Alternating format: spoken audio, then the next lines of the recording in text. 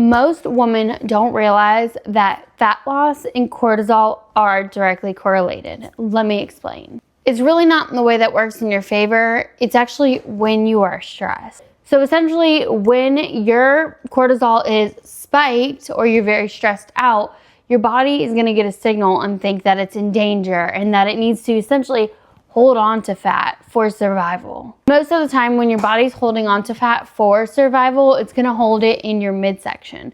So that's why you'll see cortisol belly all over the internet. In an urgent situation, your body is going to be able to go directly to that fat storage in your midsection to then utilize it for survival, as in like if you were starving in the middle of the desert for some reason. It's possible that if you're in a deficit, you're training very hard, you're walking a million steps a day, you're still eating clean and you're still not losing weight. It could just be your cortisol is elevated and your body is just holding on to that fat in case of an emergency. So sometimes this could be if you are in too much of a deficit, this can cause this.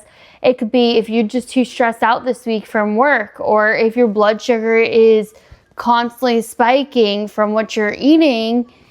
That could be a couple different factors that play into the role of cortisol. You know you're stressed, your body's stressed because of a calorie deficit, or it's overtraining, or it's work. Your body doesn't know it. At the end of the day, your body just knows it's stress and that something is going on, and therefore it feels like it needs to hold on to the weight. I typically do, and you could try this too if you want, is I will lessen my deficit. So maybe up your calories by 100, and then I would try to sleep more. I would try to do less intense activity, and maybe instead of more HIIT training that you're doing, maybe opt in for more steady state walks. Maybe add more protein into your diet. You lower the cortisol levels when you're able to manage these symptoms.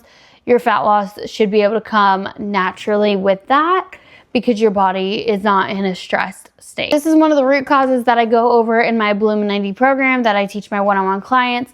So if you are ready to finally clean up your diet and figure out what is blocking your fat loss currently, especially if you have any hormonal issues, like I have type 1 diabetes, Hashimoto's, and PCOS, so I get you. My link to that is down below. I also have a little meal plan guide down below. If you have any questions about my coaching and would like to just hop on a quick 15-minute call to just chat and see where you're at and see if we can get a personalized plan for you, that link is also down below. Otherwise, I will see you tomorrow. Bye.